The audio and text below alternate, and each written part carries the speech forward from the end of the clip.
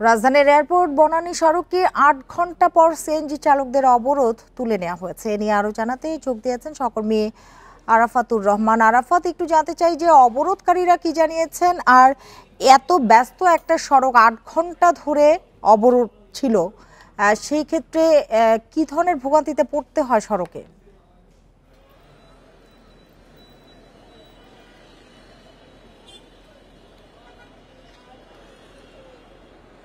ভোগান্তি তো থাকবে।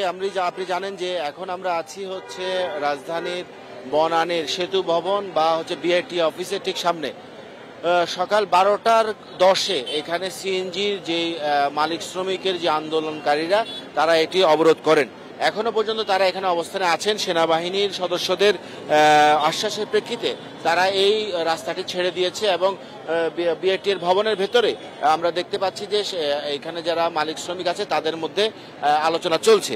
তো এখানকার যে শ্রমিকরা আছে তাদের সাথে আমরা বা ড্রাইভাররা আছেন তাদের সাথে আমরা কথা বলে যতটুকু জেনেছি, মূলত এই আন্দোলনটা হচ্ছে ঢাকা থ নাম্বার সিরিয়াল নিয়ে যেই সিএনজি গুলো চলে, অর্থাৎ আমরা যেটা স্বাভাবিকভাবে বুঝি যে ঢাকা জেলার যেই গাড়িগুলো চলে সেই গাড়িগুলো, অর্থাৎ ঢাকা মেট্রো নয় গাড়িগুলো, তাদের মেইন দাবি হচ্ছে যে সিটি কর্পোরেশনের আয়তন বড় করার কারণে প্রায় 16টি ইউনিয়নকে ঢাকা সিটি কর্পোরেশনের ভিতরে আওতাভুক্ত করা হয়েছে। এর ভিতরে মাতুয়াইল, উত্তরখান, দক্ষিণ খান, বেড়াইল এইসব জায়গাগুলো ঢাকা সিটি কর্পোরেশনের ভিতরে নিয়ে আসা হয়েছে, অর্থাৎ এই গাড়িগুলো চলবে ঢাকা মেট্রো সিরিয়ালে। কিন্তু এই যে ঢাকা থ অর্থাৎ ঢাকা জেলার যে গাড়িগুলো ছিল সেই গাড়িগুলো এতদিন এই গাড়ি এইখানে চলতো এবং তারা দাবি করছে তাদের যে 16টি ইউনিয়ন তাদের থেকে নিয়ে নেওয়া হয়েছে, সেই কারণে তারা স্বাভাবিকভাবে যে গাড়ি চলাচল সেই গাড়ি চলাচল করতে পারছে না। এবং আগে বিভিন্ন সময় ঢাকার একদিক থেকে আরেক দিকে, অর্থাৎ একটি গাড়ি সাভার থেকে যাত্রাবাড়ি যাবে তখন তাদের যে ঢাকা যে সিরিয়াল রয়েছে তারা যেতে পারতো, এখন এই মাঝখানে কিছু রাস্তা হওয়াতে এবং মহাসড়কে তারা যেতে পারছে না। এটাই হচ্ছে তাদের মূল ক্ষোভের জায়গা।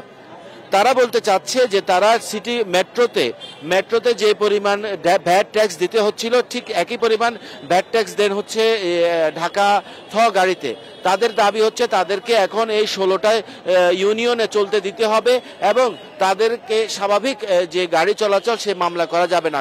তাদের অভিযোগ গত 6 মাস ধরে পুলিশের বল প্রয়োগের কারণে তারা বিভিন্ন জন এক একজন 3টি 4টি থেকে 4টি করে মামলা খাওয়ার কারণে 4,000 থেকে 10,000 টাকার মামলা হওয়ার কারণে তারা স্বাভাবিক জীবনযাপন। আরাফাত, আপনাকে অনেক ধন্যবাদ আমাদের সাথে যোগ দেওয়ার জন্য।